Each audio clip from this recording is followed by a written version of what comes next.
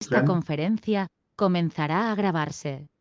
Llevo trabajando más de 20 años en tema de diseño de PCB, fabricación y ensamble. Soy entrenador de normas IPC para diseño de PCB en la certificación CID, PCB Designer, y PCB avanzado, certificación avanzada de diseño de PCB, CID o CID Plus.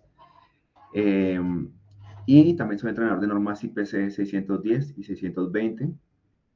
Eh, Tengo una empresa donde hago tanto certificaciones como diseño de PCBs. También hacemos diseño de PCB y de hardware electrónico para empresas y asesorías también en mejorar el PCB. Bueno, es que son varias situaciones ahí, porque digamos, nosotros como Este, instructores debemos reportar las inasistencias y si ¿Puedes está, silenciar si por favor el está sin micrófono? justificar, ya se toma como una ausencia, ¿sí?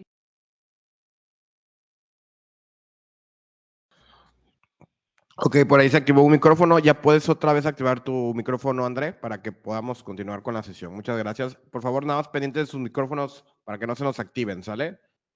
Gracias. Bueno, estoy aquí contento porque veo que hay gente de todas partes de Latinoamérica y de Norteamérica, de México, de varias ciudades, de Colombia, de Perú. He estado en Piura por si las fly. Conozco Piura. Bueno, vamos a comenzar con el webinar. Errores de diseño del PCB que cumplen normas IPC o cómo diseñar PCBs robustas para evitar problemas de ruido y EMI. Sean todos bienvenidos a este webinar. Bueno, primero que todo, pues estos problemas de ruido o de EMI o este incumplimiento de las normas muchas veces viene desde el punto de vista de la planeación, ¿sí? Cuando uno recibe un proyecto de parte de un cliente, ahí es el espacio donde pues el cliente debe decirle a uno si va a ocupar, va a necesitar normas y certificaciones para su producto, en qué ambiente va a estar el producto, si tiene que cumplir con regulaciones o con disposiciones ambientales o gubernamentales, o pues en temas de normatividad IPC o de compatibilidad electromagnética o seguridad eléctrica, o no, ¿no? Y también es importante hacer las preguntas correctas, porque sucede que aquí o bien el cliente no le dice a uno, ¿cierto? O uno no hace las preguntas correctas y pues resulta que por allá más adelante a alguien se le ocurre al cliente o a uno se le ocurre preguntar el tema del ruido, si el tema del ambiente industrial, el tema de contaminación, el tema de eh, el ruido, digamos, de energía, de señales. Entonces, ya cuando uno está por aquí adelante, pues es muy tarde y es caro regresarse por acá a volver a revisar esa parte, digamos, de la robustez y de la confiabilidad, ¿no? Entonces, lo primero es tenerlos claros desde el inicio y, pues, incluir una propuesta, ¿no? Nosotros, a veces, para algunos clientes, puede que hagamos una propuesta, dos, tres versiones, porque siempre, digamos, el cliente llega, nos da información, ¿cierto? Nosotros revisamos internamente, hacemos una investigación previa del producto que quiere, el diseño, investigamos algunos componentes, revisamos diseños previos y basado en eso presentamos una propuesta. Es posible que el cliente tenga dudas, entonces corregimos la propuesta y se corrige dos, tres veces. Nos ha llegado a pasar que un producto complejo hasta corregimos la propuesta siete veces, ¿sí? Pero es que sucede o sea, de corregir, revisar y volver a pasar al cliente, volver a reunirse con él y explicarle y entender muy bien lo que él quiere, porque muchas veces son problemas de comunicación lo que se presenta en esta parte y es muy importante tener pues la propuesta clara antes de comenzar, digamos, a hacer el diseño, ¿sí? Antes de, digamos, de meterse en un proyecto de diseño es importante dimensionar muy bien pues lo que vamos a hacer, lo que vamos a diseñar, ¿no? Eh, ya, pues, después de eso, de que el diseño es aprobado, pues ya comenzamos la planeación interna del equipo de trabajo, ¿sí?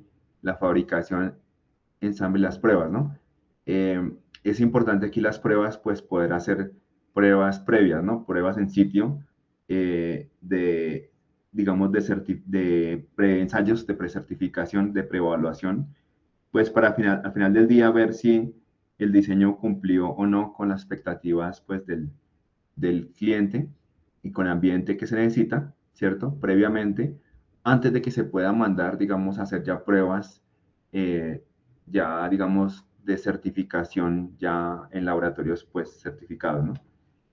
Entonces, bueno, digamos, en cuanto a normas IPC, es importante distinguir, ¿no? Hay normas que son para certificación de productos, ¿cierto? Y esas están las normas, por ejemplo, las muy conocidas IEC o IS, de la International Electrotechnical Commission, ¿sí? Que es la entidad a nivel internacional que hace normas para certificación de productos, ¿sí?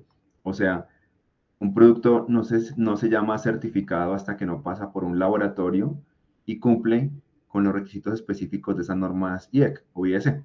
Esas normas IEC, pues en cada país tienen nombres diferentes. Por ejemplo, en México se llaman NOM, ¿cierto? O se han adoptado como NOM, ¿sí? Un ejemplo típico es la norma para equipos IoT 62328, ¿sí? La IEC o IS 62328. Entonces, para quien está trabajando con equipos de IoT, esa es la norma que tiene una parte de temas de seguridad, la guión 1 es una parte de seguridad, y es posible que el guión 2 o guión 20 tenga aspectos de compatibilidad electromagnética, o es posible que toque irse a otra norma, las normas específicas, como las 61000, ¿sí? Pero todas son IEC o IS. Cuando un país las adopta, entonces ya le quita aquí el IEC o le pone NOM, ¿sí? Por ejemplo, en México, norma mexicana 62368, ¿sí? O norma en Colombia es NTC, norma técnica colombiana 62668. Norma, por ejemplo, eh, de otro país, pues puede tener como las siglas de esa entidad de certificación, y esas son las normas para certificación de producto, ¿sí? Ya lo que son las normas IPC no son normas para certificación de producto, sino son para certificación de personas. Entonces hay dos, unas enfocadas al diseño, ¿cierto? Y otras enfocadas a la manufactura, ¿sí? Entonces las normas en diseño nos ayudan a diseñar PCBs más robustos y lo vamos a ver por qué, ¿sí? Pero son lineamientos, recomendaciones y buenas prácticas. O sea, que de pronto ustedes ya al diseñar, al revisar el diseño, no sé si alguien puede cerrar el micrófono, por favor, que se escucha un poquito de ruido, por favor. Entonces, no sé si, bueno, estas normas de diseño nos ayudan a diseñar mejor, ¿sí? Nos ayudan a generar un diseño más robusto, pero no son para certificar productos, ¿sí? Porque no implican llevar a un laboratorio y hacer las pruebas respectivas IEC para certificar producto. Diferente son las normas de manufactura. Estas nos ayudan a construir, a manufacturar o a fabricar mejor. Y son normas de aceptación en sentido que si el producto no cumple, entonces, pues no es aceptable, ¿cierto? Tiene un defecto que hay que corregir o se rechaza, ¿cierto? Entonces no cumple con la manufactura, ¿sí? Pero no significa que no pueda cumplir con las certificaciones de laboratorio IEC, ¿no? Entonces, sí tiene menos probabilidad, ¿no? Si, por ejemplo, un equipo no pasa la manufactura, ahorita vamos a ver las normas de soldadura, pues es posible que la soldadura vaya a fallar, ¿sí? Y es posible que esa falla repercuta en que cuando hagamos unas pruebas de laboratorio de emisión electromagnética, pues también pueda calentarse y fallar, ¿sí? Pero son normas que nos ayudan, digamos, a fabricar o construir mejor, ¿sí? Ahora vamos a las normas enfocadas en diseño, ¿no? Entonces, de pronto ya las has escuchado, pero por si no, la norma 2220, que son todas esas normas que nos ayudan a diseñar PCBs. O bien si estamos trabajando PCBs, digamos, de genéricos, de baja velocidad o alta velocidad, nos sirve la 2220, pero ya las normas específicas en alta velocidad son la 2222, la 2251 y una que me faltó por aquí, que es la IPC 2141. Son para alta velocidad, cuando uno ya tiene problemas de compatibilidad electromagnética, hay ruidos, hay que tener en cuenta esas normas, ¿sí? Y las normas que tienen que ver con enfocadas en la manufactura, pues hay muchas, ¿sí? La más conocida, digamos, es las normas de certificación, digamos, en que las personas se certifican, ¿cierto? En nuestros países. Entonces están, por ejemplo, las normas enfocadas en la manufactura y enfocadas en la placa electrónica como la 600 o la más conocida de todas, la 610. Esta es la norma más usada en el mundo para la 610, para el ensamble electrónico. ¿Qué tiene que ver? Pues si no hacemos una buena manufactura, pues tampoco vamos a tener un buen diseño, no un diseño robusto. ¿Sí? Si la soldadura, por ejemplo, nos falla o nos fallan los cables, eh, el producto va a fallar. De hecho, en unas pruebas con un cliente, en temas de una prueba que se certificó un producto automotriz, hicimos las pruebas previas de preevaluación o preconformidad en Argentina, ¿sí?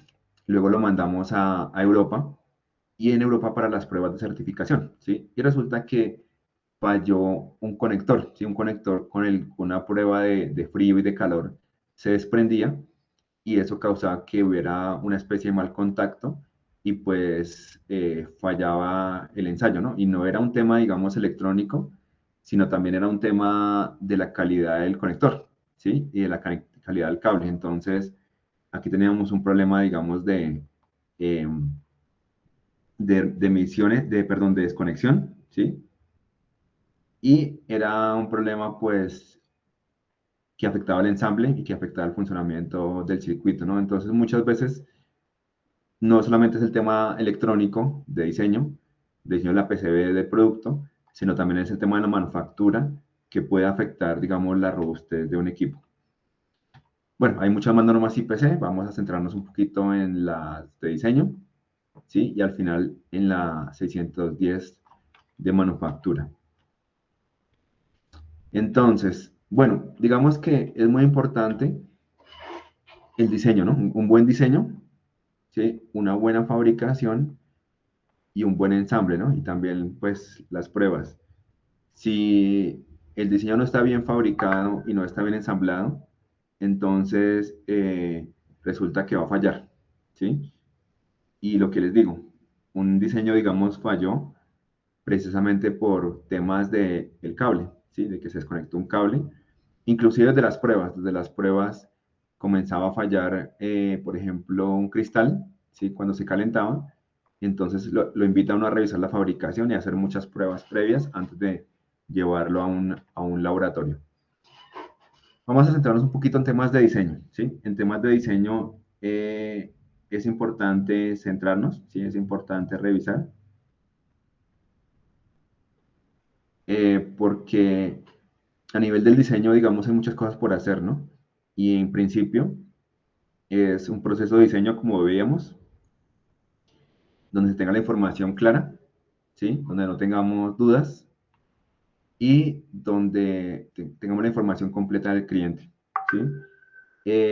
A nivel de, digamos, el diseño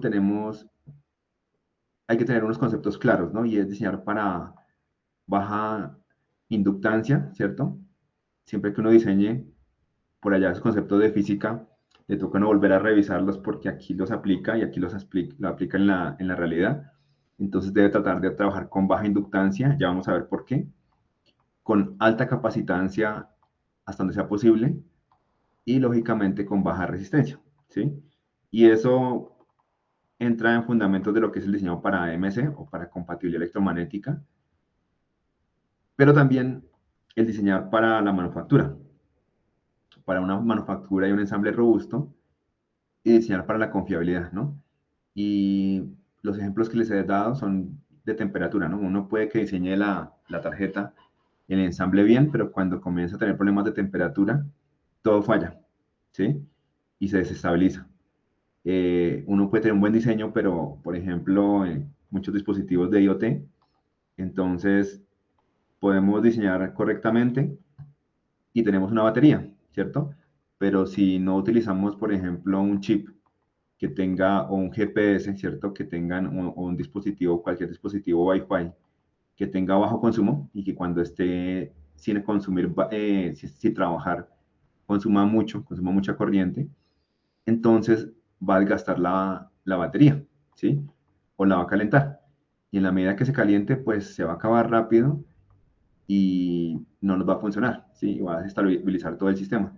Y si se calienta, pues desestabiliza todo lo que viene siendo cristales, todo lo que viene siendo capacitores sensibles, ¿sí? Y estos, pues, al desestabilizarse, pues, empiezan a trabajar mal y dan lecturas o comportamientos incorrectos. Lo mismo en la parte mecánica. Si no tengo en cuenta la parte mecánica, un conector robusto se me puede, como les dije, nos pasó, se desconecta, ¿cierto? El plástico se contrae con la prueba de frío o con la prueba de calor se dilata y se desconecta. Y es una falla. Por ejemplo, en una tarjeta IoT, si yo dejé aquí un conector USB o USB para programar el dispositivo o para actualizar, pues dependiendo del tipo de conector que utilice, hay unos que no tienen unas patitas, unos elementos para sujetarlo robustamente, ¿no? Entonces, fácilmente con la primera conexión ya las puedo quebrar o soltar y con el tiempo ya aquí va a perder la continuidad, inclusive que hasta va a desprenderse los pads, ¿no? Y si se desprenden los pads, pues ya no tengo comunicación, ¿no? Entonces, es elegir un buen conector, ¿cierto? Que tenga la robustez. A veces nos toca de diseño agregarle más huellas o más footprint, ¿cierto? O escoger el componente True Hole de inserción que tenga los mayor cantidad de pines para que realmente quede enclavado o sujetado en la tarjeta y no tenga problemas de conexión, ¿sí? Lo mismo pasa, por ejemplo, con condensadores, capacitores. Un capacitor mal escogido de tipo, permítame, voy a borrar. Bueno, un capacitor de tipo metálico de aluminio son muy altos, ¿no? Y tienen un pino patita muy pequeñito. Entonces muchas veces me toca sujetarlos con un adhesivo porque si no se desprenden, ¿sí? Y ese adhesivo, si se desprende, como es tan alto, él se arranca con todo iPad, ¿no? Entonces parte, digamos, de esos problemas mecánicos es que uno le toca sujetar los componentes, ¿sí? Inclusive en industrias de alta vibración, en industrias aeronáuticas, militares o espaciales, pues los componentes deben estar asegurados precisamente con un adhesivo, ¿cierto? O silicona, para evitar problemas de vibración o de temperatura, ¿no? Entonces, es muy importante que uno de entrada clasifique el producto, ¿sí? Entonces, los invito a que en este momento ustedes piensen en el producto en que están diseñando y que lo clasifiquemos, ¿sí? Que digan, bueno, mi producto, si es un producto estoy diseñando, por ejemplo, un control para refrigerador, para una estufa, una cocina, un juguete de un niño, será clase 1, ¿sí? Piense en su aplicación en este momento, por favor, y clasifíquela. Si estamos diseñando un PCB, una aplicación IoT industrial, es un poco más robusta, ¿cierto? Es clase 2, ¿sí? Es un equipo que se espera robustez, que dure en la industria, en la fábrica, que aguante el uso y el abuso. Pero si de pronto falla algo, bueno, se nos daña un proceso industrial, pero no va a ser de vida o muerte. O aquel que, por ejemplo, esté trabajando con un dron, ¿cierto? Y sobre todo en industrias sensibles, militares, ¿cierto? Una tarjeta de algún avión para repotenciar o para modificar un avión, o un equipo, digamos, de seguridad o en médico, pues es posible que sea clase 3, ¿no? Entonces requiere alta robustez, requiere alta confiabilidad, ¿sí?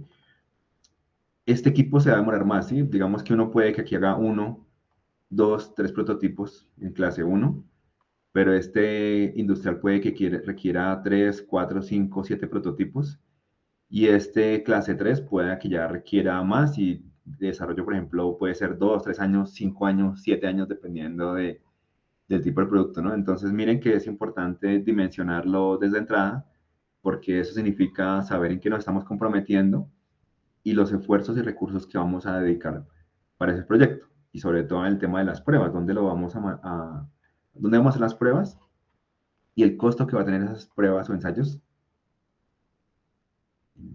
pues para garantizar la robustez o confiabilidad de ese diseño.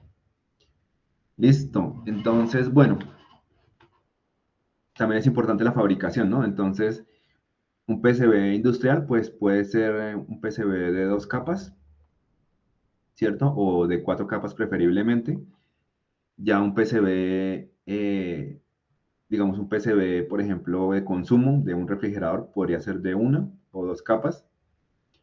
Un PCB clase 3, a lo mejor mínimo 4 capas, ¿cierto? 6, 8 más capas, dependiendo, digamos, de la complejidad del producto.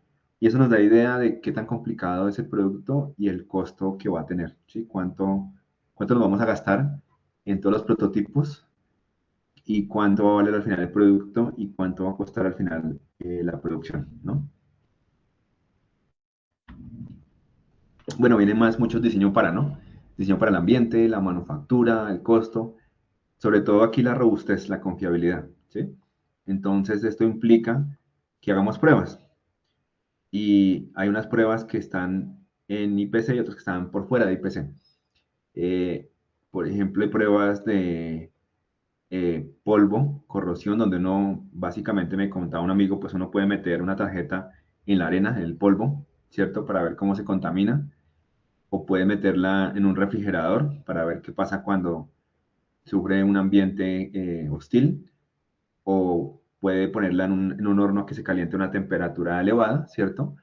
O puede ponerla con calor frío, calor seco, unas pruebas de spray donde caen microgoticas, ¿sí? Son pruebas todas ambientales que hacen máquinas, ¿no? Hay máquinas que hacen ese tipo de pruebas, hay pruebas de vibración con temperatura, con hornos, donde precisamente miran la robustez de esos equipos para ver si va a durar. En últimas, si yo digo, bueno, este equipo va a durar, si es un equipo de consumo, el juguete, bueno, 6 meses, un año, no importa, ¿cierto? El equipo industrial yo espero que dure 2 a 5 años, ¿no? El equipo, si es un equipo IoT, de pronto más, ¿no? El equipo de robustez, 20 años, ¿no? El clase 3 del avión, del equipo médico, 10, 20 años, ya esa robustez implica más pruebas de robustez y de confiabilidad, ¿no? Más gastarse mucho dinero, mucho presupuesto, pues para poder hacer ese tipo de pruebas y de ensayos. Y sobre eso dice la norma IPC, ¿no? Por ejemplo, la 2231 habla de eso, ¿no? Entonces, lo que les habla ahorita, ¿no? Entonces uno cuando se compromete a un diseño, tiene que revisar la norma aplicable, si el país lo exige, tiene que revisar aquellos productos que no puede involucrar, el COTS, eh, un borrador, digamos, de especificaciones y los requerimientos del sistema.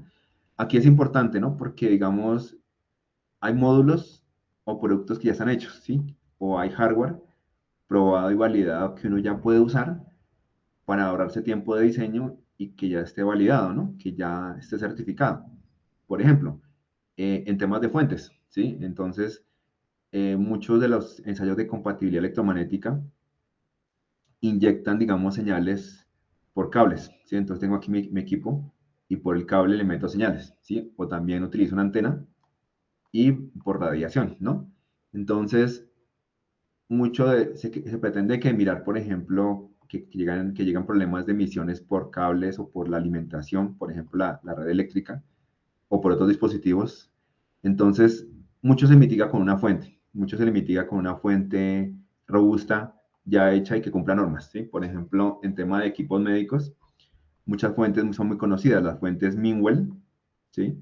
Son muy conocidas y si uno va a mirar una fuente de esas, ya está ahí para 5 volts, 12 voltios, y ya cumple con normas. Uno va y mira y ahí dicen, sí, esta fuente Minwell, por ejemplo, cumple con la norma IEC o IS 60601, que es, por ejemplo, para equipos médicos, ¿sí? Raya 2 y raya 20, que es tema de emisiones y compatibilidad electromagnética, ¿sí? O también hay otras fuentes, por ejemplo, las fuentes High-Link, ¿cierto? También son fuentes, digamos, para link, ¿no? High como de alto link, uy, que son fuentes también para equipos, ¿no? Entonces, también la idea es que si yo tengo una fuente probada y validada que ya cumple normas, pues esa fuente, cuando llega una emisión o una radiación, sencillamente no se va a afectar, sencillamente tiene por dentro los filtros, ¿sí?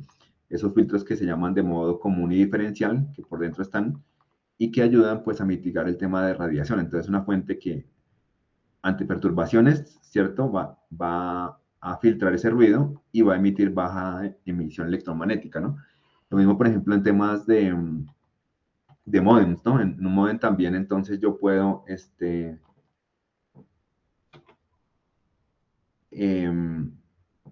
perdón, que se me fue el lapicito, ya aquí está, a borrador. Borremos todo y luego el lapicito. Lo mismo, por ejemplo, en módulos, digamos, de Wi-Fi, ¿cierto? O de comunicaciones, la que yo necesite. Pues yo puedo comprar ya módulos listos, ¿cierto? Y módulos que cumplan con normas, con certificaciones, ¿no? Entonces, digamos, mucho ya escoger un módulo que ya uno haya revisado y que ya haya probado, que ya haya pasado por pruebas de emisión radiada, ¿cierto? Al aire.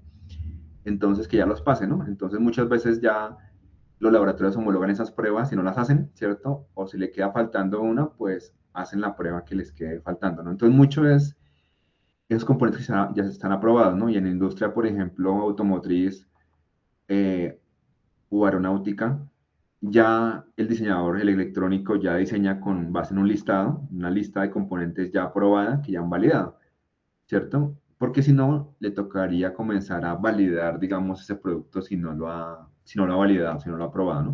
Entonces es parte como del ejercicio. El eso no, ya después viene el tema pues, de diseño, ¿no? Entonces digamos que, pues, ese proceso de diseño, pues digamos que uno no puede pensar en que voy a comenzar un primer diseño y ya de una vez voy a incorporar normas y va a ser robusto, ¿no? Entonces, muchas veces si es un diseño nuevo la primera vez, pues tengo que hacer un prototipo, ¿no? El primer prototipo. Y ese primer prototipo me implica diseñar, ¿cierto? Para que funcione, ¿sí? Yo solamente quiero mirar que funcione.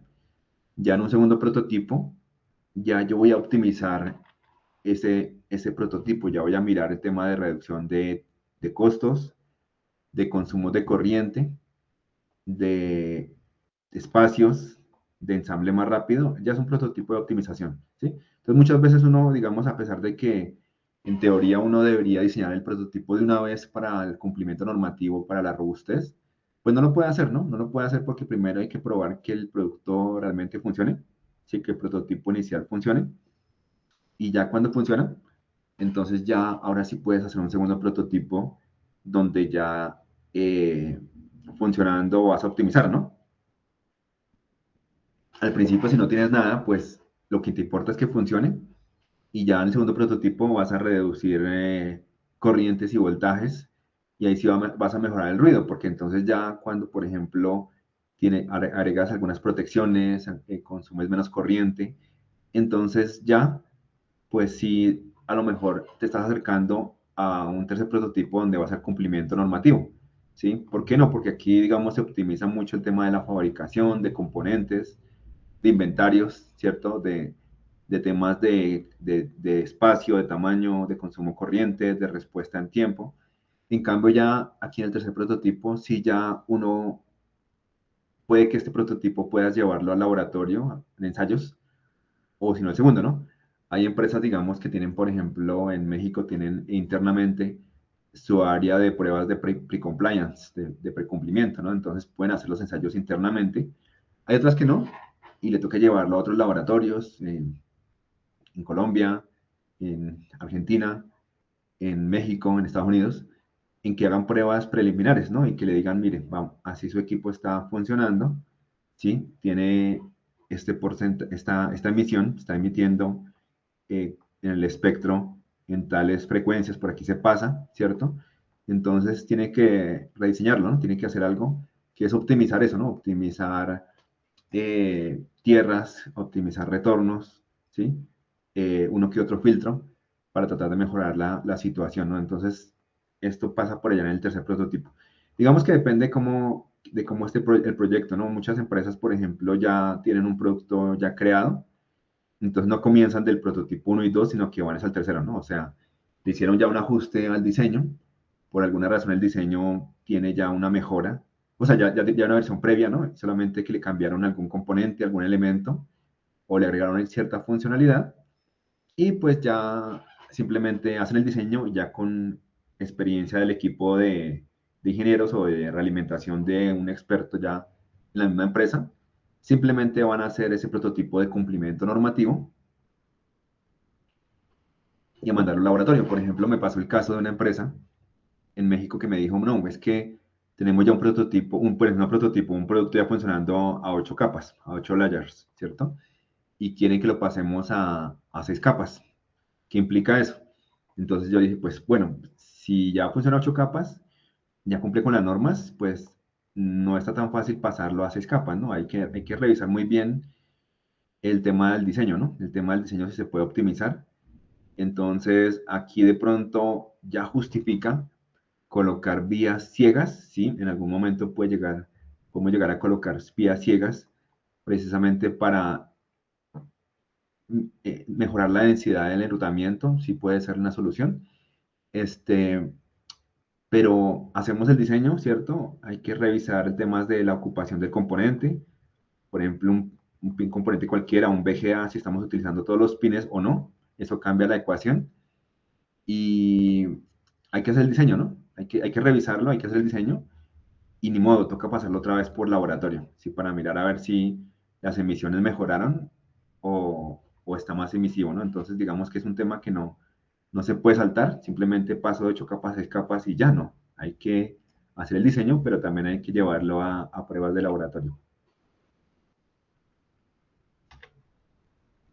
Bueno, entonces eso es lo que tenía que ver con nuestro tema electrónico, ¿no? Entonces, es importante diseñar con baja inductancia, ¿sí?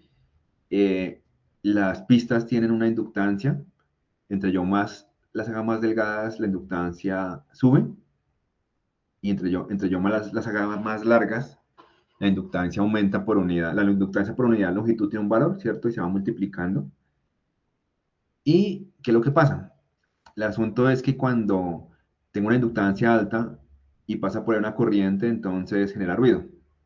¿Por qué? Porque la ecuación dice que la deriva de la corriente con respecto al tiempo multiplicada por la inductancia es el ruido, por ejemplo, en tierra o donde esté. ¿Qué significa eso en pocas palabras? Pues que yo tengo una corriente que pasa por una inductancia, ¿cierto? En la medida que la corriente es alta, el ruido sube. En la medida que la inductancia es alta, el ruido sube. En la medida que el tiempo de conmutación es pequeño, es bajo, o sea, cambia muy rápido, el ruido sube. ¿Sí? Entonces, eso tengo que tenerlo en mente para diseñar con baja inductancia. Entonces, uno puede calcular el valor de una inductancia de una pista, de una vía, y comenzar a hacer unas estimaciones, unas simulaciones. Uno puede decir, bueno, ¿qué pasa si mando esta pista por acá, este señal por acá?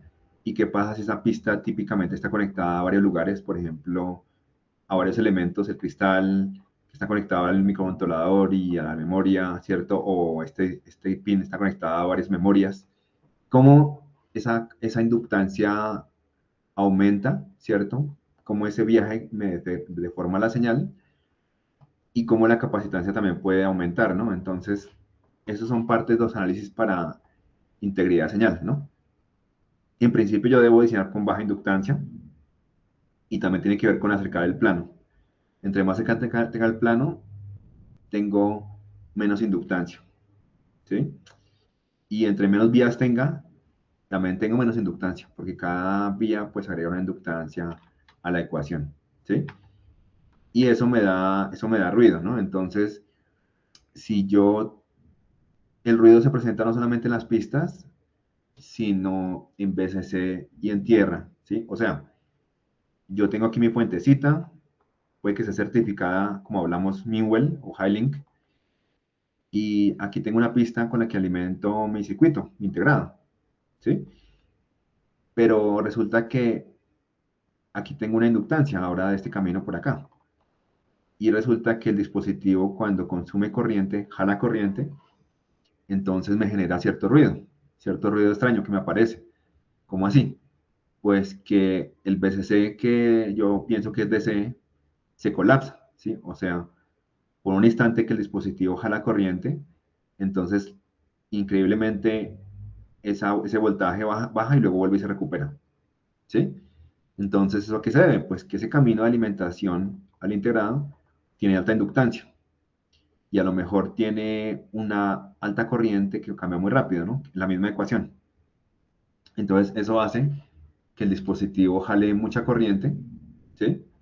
Y al jalar mucha corriente, este colapso es ruido, ¿sí? Que perturba el BCC y tiene su contraparte en la Tierra, porque si hay algo que me afecte mi BCC, por campos electromagnéticos, por física, va a haber la misma perturbación que luego retorne en Tierra, ¿no? Entonces, voy a tener un ruido en la Tierra, ¿sí? Entonces, parte del diseñar este enrutamiento es diseñarlo de baja inductancia, ¿sí?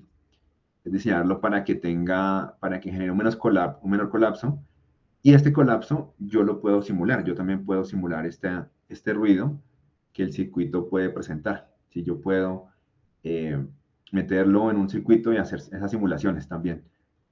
Y para prever, en la simulación me ayuda a entender y yo puedo dar un margen de estimación de hasta dónde sí puedo, si estoy teniendo algún comportamiento que se va a repetir en la realidad o no, ¿sí? Y simular los peores casos, ¿no? Entonces yo puedo meterle más corriente, más voltaje para simular, porque puede que pase con baja corriente, pero en alta corriente esta perturbación se vuelve peor, entonces puedo tener los escenarios y puedo decir, bueno, pues la mayoría del circuito estará trabajando con baja corriente, no va a pasar, pero si trabaja con alta corriente, sí de pronto voy a fallar, ¿no? Entonces eso es importante que uno pueda preverlo desde el punto de vista del diseño para que reduzca todo lo que más pueda esos ruidos que pueda tener el circuito. Entonces ese tipo de simulaciones uno las puede hacer y las debe tener a la mano para poder repetirlas, ¿no? Entonces sí es importante ese diseño en mente de baja inductancia. Alta capacitancia, sí, en la medida que yo pueda tener eh, pistas cercanas a su retorno, sí puedo, digamos, influir de cierta manera en la capacitancia para que mi circuito funcione mejor, pero me aporta mucho también tener zonas de cobre grandes y planos grandes para que tenga baja inductancia. Es un complemento, no se puede uno olvidar ni del uno ni del otro, ¿sí? No se puede formar tan alta capacitancia como uno quisiera por estas islas o zonas de cobre, pero sí puede uno influir en que tenga baja inductancia en la medida de lo posible. Y así pues hace que su circuito no tenga ruido, porque el problema es cuando el circuito tiene mucho ruido, ¿cierto? Y entonces ese ruido hace que o bien afecte a los vecinos, entonces uno puede también hacer una simulación de crosstalk, de distorsión de cruce, y también puede uno medir el crosstalk, ese sí lo puede medir con dispositivos de escritorio para mirar si realmente el ruido va a ser significativo o no, pero parte todo, digamos, de tener señales que sean o bajamente agresivas, que tengan una terminación, ¿sí?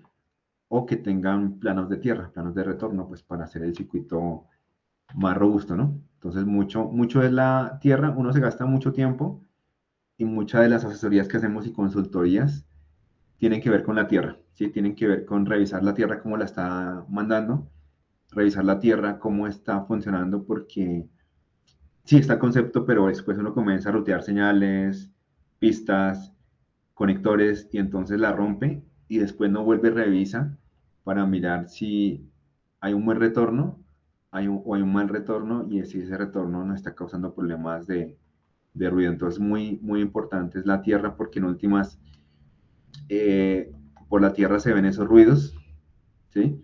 Y cuando hay muchos dispositivos conectados a una misma tierra, a un mismo retorno, pues entonces se ve como que el ruido va aumentando, ¿no? Y es porque cada dispositivo va aportando su margen, su ruido, y ese ruido se va sumando, y entonces va generando más ruido en la tierra, ¿no? Entonces hasta que ya no funciona más, pues ya le toca a uno cambiar. Bueno, o sea, ese es un tipo de análisis de integridad de potencia que también es importante ver cómo se entrega la potencia. Este análisis es para circuitos digitales, ¿sí? No es para circuitos análogos, en sentido que es el circuito digital que cuando consume corriente causa esos colapsos de ruido y eso es los que hay que entrar a revisar. Entonces uno puede simularlos, ¿cierto?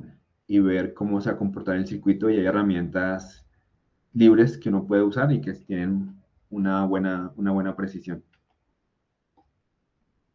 Y bueno, también implica mucho el tema de PCBs multicapa, ¿no? Como veíamos, pues hay diferentes configuraciones de PCBs multicapas.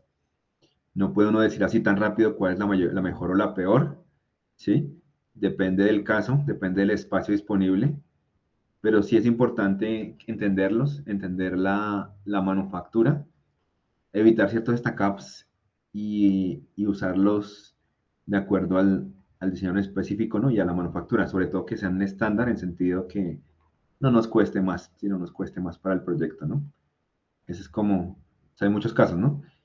Y digamos, estas consideraciones de diseñar pues con baja inductancia nos ayudan a mejorar la integridad de las señales, ¿cierto? Que esas señales no se deformen y que tengamos buena integridad de señal. Lo mismo, entregar la alimentación con bajo ruido, evitando el colapso de BCC y evitando los rebotes o el ruido de tierra, tiene que ver con la integridad de potencia. Y esos dos elementos se conjugan porque generan más emisiones, ¿no? Una señal que, digamos, que si yo la simulo y se comporta así, esa señal en este punto tiene muchas emisiones, ¿sí? Entonces va a generar mucha EMI, ¿sí? Uno podría medirla y esa señal, digamos, en esos picos de voltaje, emite energía electromagnética. Entonces va a generar mucho ruido. Un circuito que consume corriente o que está alimentando con una pista muy delgadita y que a la vez tiene una tierra muy delgadita, pues entonces va a tener problemas de integridad de potencia y en últimas va a generar EMI, ¿sí? En la tierra o en la alimentación. Y todo esto pues hace que el circuito pues sea menos compatible desde el punto de vista electromagnético, ¿no? Entonces no pase las ensayos, no pase las certificaciones y pues en últimas sea menos robusto, ¿no? Entonces a nivel industrial, si por ahí tenemos un ruido de un equipo o la alimentación está ruidosa, pues el equipo se va a reiniciar, ¿no? Porque aparte de todo el ruido que genera, también está el ruido externo, entonces va a fallar. Entonces, en últimas, el equipo se resetea y falla. No funciona bien, sí funciona mal, ¿no? Entonces, bueno, también se me escapa por aquí el diseño de huellas, ¿no? De pads, que aunque uno dice tiene que ver con la manufactura, no es mi problema, en realidad sí es mi problema, porque si no está bien diseñada la huella o el footprint, pues el componente no va a fallar si no es suficientemente robusta cuando se calienta o cuando mecánicamente tiene vibraciones o golpes, va a fallar, ¿sí? Y si falla, pues no pasa las pruebas de vibración, de ruido, no es robusto, entonces simplemente va a fallar en campo, ¿no? Entonces es muy importante eso de la robustez y también es muy importante eso del diseño para la fabricación, porque, por ejemplo, en temas de fabricación, si yo voy a mandar a fabricar, no cualquier acabado me sirve para PCBs de velocidad, ¿sí? Un PCB convencional sí puedo utilizar Hassel, pero ya PCBs un poquito más, con más velocidad con RF y no puedo utilizar ese mismo terminado porque me genera cierta resistencia o rugosidad, ¿no? Entonces, eso me implica también problemas de ciertas inductancias y en últimas hace que el dispositivo falle o vaya a fallar, ¿no? Entonces, también me toca meterme en la parte de manufactura y de ensamble, ¿no? Entonces, bueno, digamos que aquí para hacer un resumen claves para robustez, pues cumplir con estándares, ¿no? Tener un procedimiento, ¿no? Que yo tenga un proceso donde diga, bueno, aquí ya recibo los requerimientos, pero en este primer proceso o etapa hago un análisis de diseño, hago un diseño funcional, luego ya hago un análisis de robustez y diseño para la robustez, luego ya hago simulación, llevo a pruebas de laboratorio, luego mejoro y así, ¿no? Y documento la experiencia, ¿no? Y tener pues esa formación para cumplir con esos lineamientos, ¿no? Y pues que estemos entrenados en esas normas, ¿no? Entonces, pues aquí, digamos, también quiero invitarlos pues a, a tomar un curso, ¿sí? Entonces en Dignal tenemos un curso de diseño de PCBs que vamos a comenzar ya el día viernes. Aquí, por aquí les voy a dejar el enlace y pues vamos a ver, digamos, esos contenidos para diseñar PCBs un poco más robustos, ¿sí? A nivel industrial y también para hacer esas simulaciones y esos análisis de integridad de señal, integridad de potencia y poder, digamos, resolver esos problemas también teniendo en cuenta la manufactura, ¿no? Y pues también si les interesa luego, pues certificarse en normas IPC, ¿no? Tanto para, sobre todo para diseño de PCBs como diseñador, como PCB designers, ¿no? No sé si tienen preguntas o comentarios.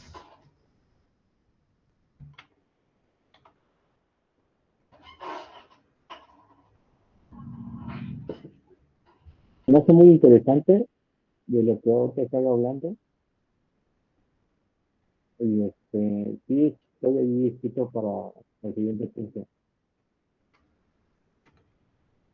Excelente, Alfredo. Por aquí, mientras salen más preguntas, yo voy a leer las preguntas que escribieron por acá. ¿Cuál es la diferencia entre muchas veces el cliente no tiene idea? Sí, o sea, es importante hacer las preguntas correctas porque muchas veces el cliente no tiene idea y uno no pregunta y entonces dice, no, el cliente no me dijo.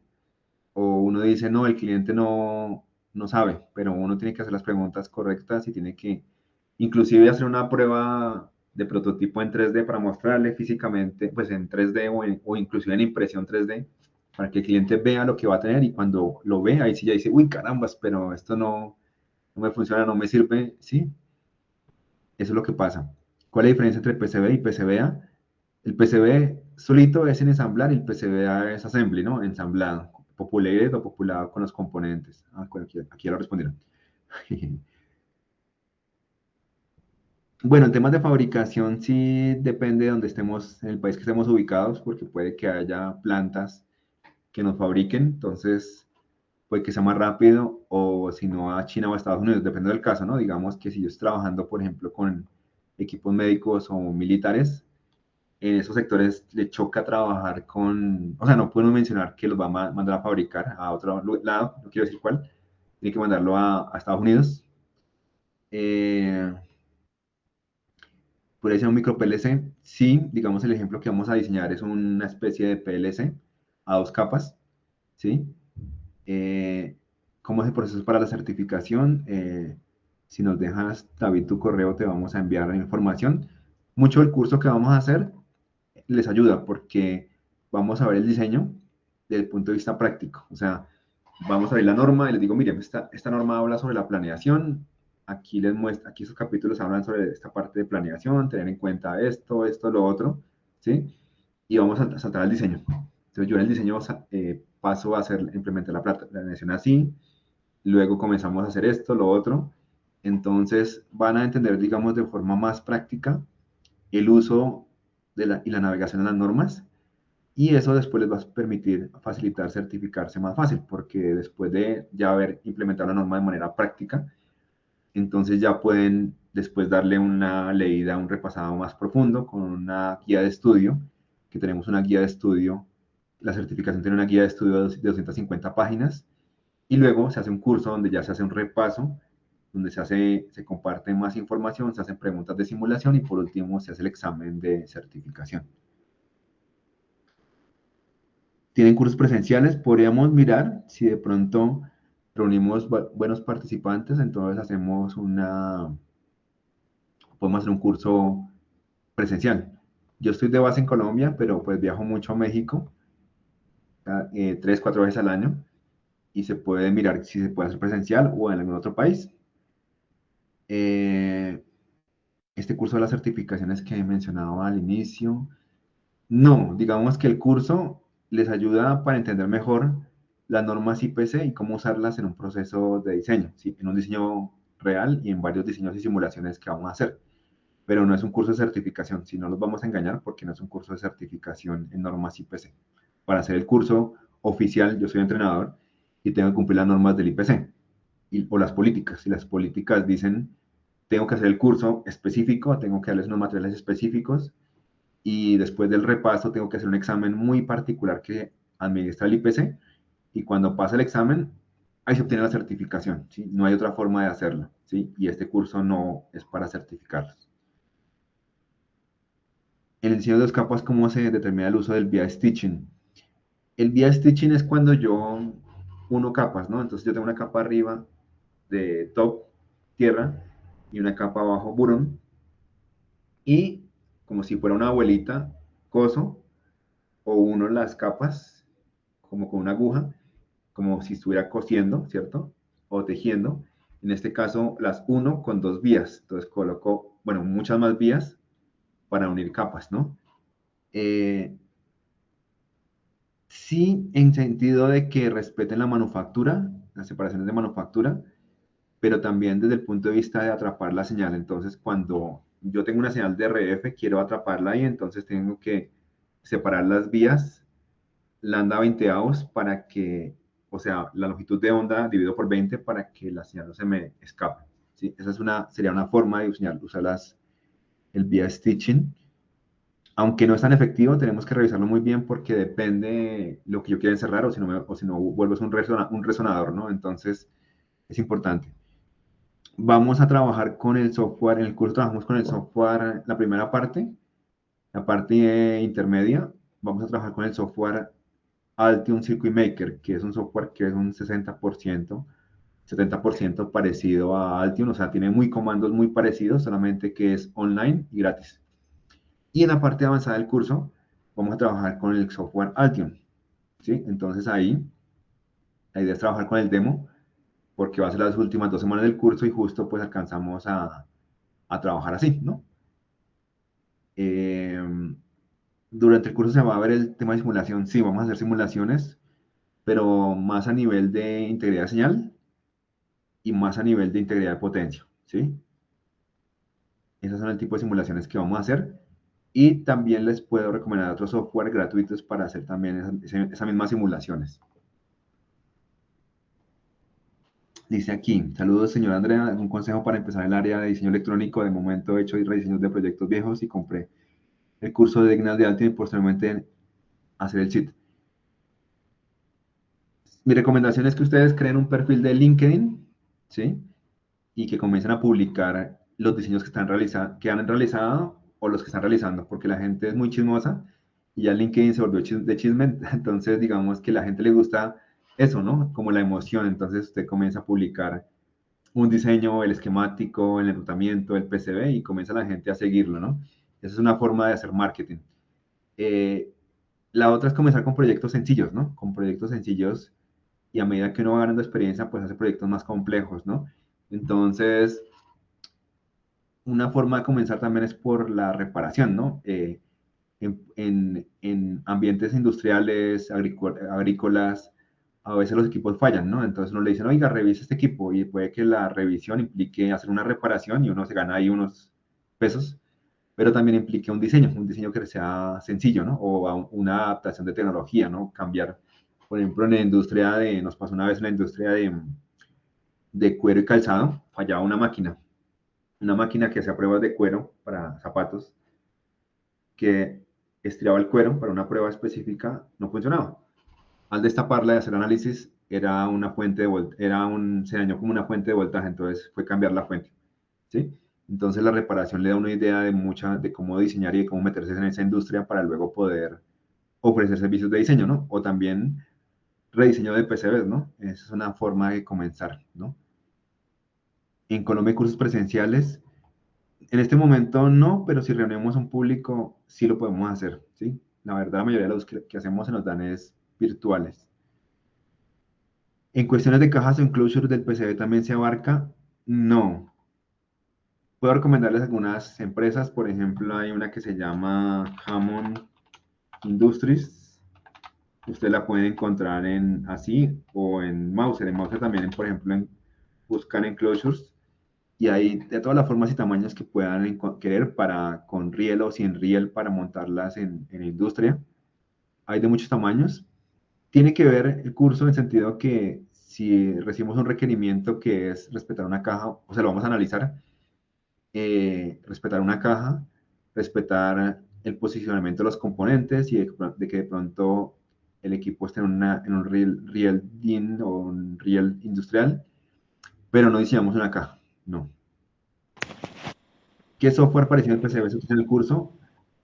Altium Circuit Maker y Altium Designer.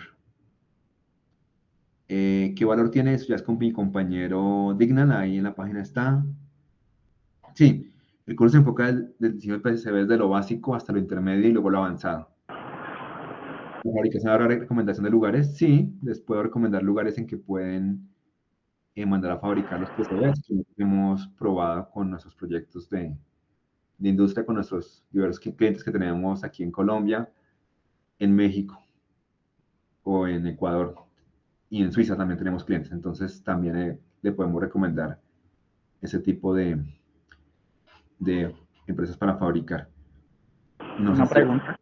comentario. Sí, sí, sí. Por ejemplo, para la parte de diseño de convertidores conmutados y electrónica de potencia, ¿qué recomendaciones tienen a la hora de hacer PCBs? Bueno, si son conversores, digamos, de potencia, ahí aplica mucho lo que vimos, ¿no? El cómo usted genera una baja inductancia, tiene pistas de baja inductancia, y cómo coloca los componentes muy cerca y diseña el power pad o el camino de potencia. ¿Qué es el power pad? ¿Sí? Es que usted cuando diseña un elemento que va, ¿sí? Una pista que va o que consume corriente, esté pensando por dónde está el retorno, ¿no? Entonces, se asegure que le coloca las tierras a los lados o abajo, ¿no? Para que la potencia, como su nombre lo dice, power pad, tenga un camino, ¿sí? Un camino de buen retorno. Eso soluciona muchos problemas, digamos, que se presentan en fuentes, ¿sí? En convertidores. Otros temas también son el aislamiento. Cuando es alto voltaje, pues también hay que separar los voltajes. Si tenemos voltajes elevados, si tenemos AC 120 voltios, por ejemplo, hay que separarlos ya no solamente a nivel de espacio, sino a nivel de ranura. Hay que hacer una ranura o un hueco en el PCB, un clippage, un hueco en el PCB físicamente. Y también puede que requiramos colocar filtros, ¿sí? Ciertos filtros que se ocupan para ruido, ¿no? Tanto, bueno, protecciones de estática, filtros de alto voltaje, pero también protecciones en la potencia de los circuitos. Este curso se puede volver en otro momento. No sé si lo vayamos a hacer a final de año, no lo sé. Sí, sí que si quieres certificar IPC, nosotros somos entrenadores en IPC. O sea, yo soy el entrenador en normas IPC, entonces, Bueno, yo le hago una pregunta: ¿qué tan recomendable es tener una capa dedicada totalmente al plano de tierra, en ese caso de los dispositivos conmutados? Y es lo pues, y mejor. lo que usted dijo pues hace, pero digamos, conmutada, o sea, una onda senoidal hecha a base de modulación PWM o por de modos de lisar. Sí, lo mejor es tener un plano dedicado de tierra, ¿sí? Entonces, digamos, eso implicaría que uno ya a lo mejor tiene que trabajar en PCB no solamente de 2 capas, sino de 4 capas para poder garantizar un plano o dos de tierra, precisamente para reducir la inductancia de esos caminos cuando conmutan y para tener un camino, un power path más eficiente, sí, es con planos de tierra completos. Nosotros certificamos en normas IPC, soy entrenador, como decía, de la certificación básica y avanzada del IPC. Entonces, si ustedes quieren certificarse, igual les podemos indicar todo, cómo hacerlo, ¿sí? Entonces, con mi compañero Jorge, si quieren pueden enviar un correo, o si Jorge tiene el correo del señor Esteban, entonces con mucho gusto allá podemos enviar la información para que se pueda certificar. ¿Alguna otra pregunta o comentario?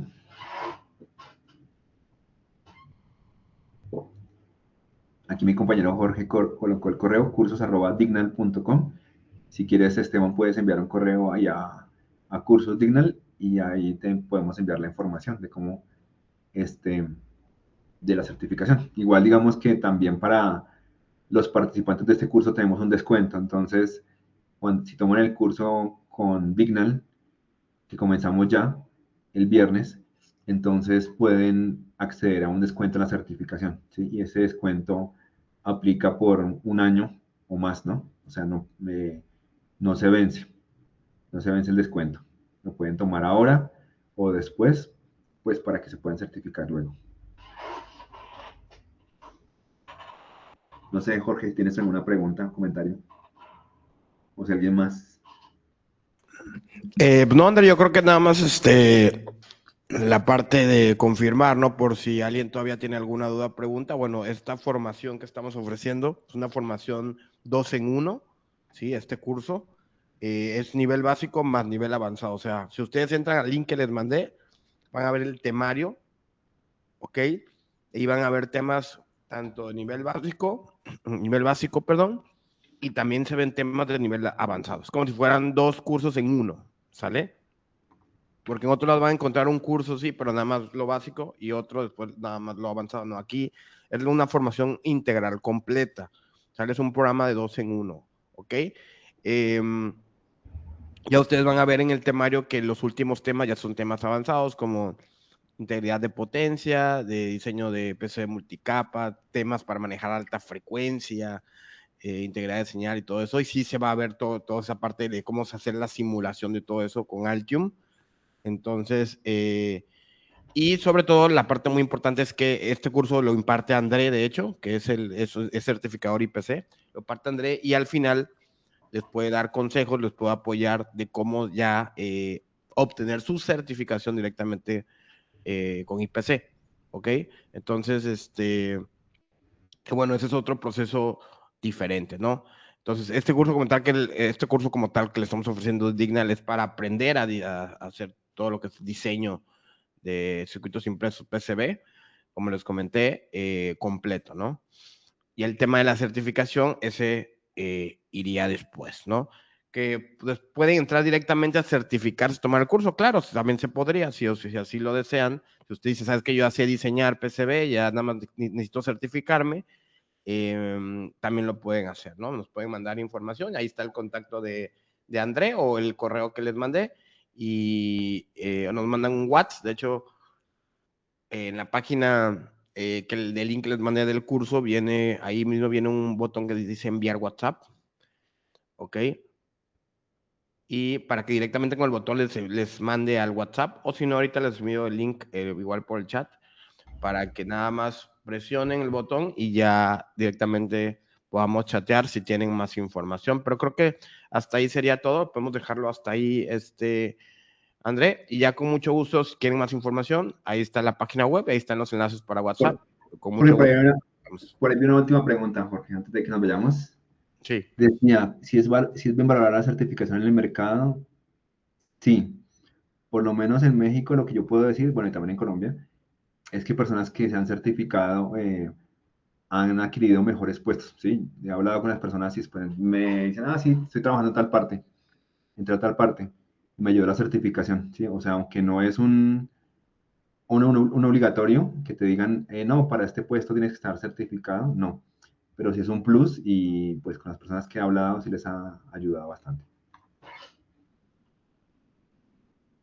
Y no es más de mi parte, estimado Jorge y estimado público. Perfecto, muchas gracias a todos por asistir. Les vamos a enviar lo que es la grabación de esta sesión por si la quieren volver a ver o por los que no pudieron estar completa. Nada más síganos en nuestras redes sociales. A ver, les voy a pasar, porque la vamos a estar subiendo, por ejemplo, en Instagram también. Les voy a pasar lo que es el link de nuestro Instagram para que puedan seguirnos o simplemente les voy a pasar el nombre. Dignal, a ver, ¿cómo es? Dignal Electronics, perdón. ¿Sí? Ahí nos pueden seguir en Insta. ¿Para qué? Para que puedan estar al pendiente, ¿no? De los eventos y de las grabaciones que vamos subiendo para que ustedes la puedan ver. Y también tenemos nuestro grupo de WhatsApp donde, bueno, de hecho, seguramente ya estén muchos metidos en algún grupo porque de ahí, de hecho, enviamos el link.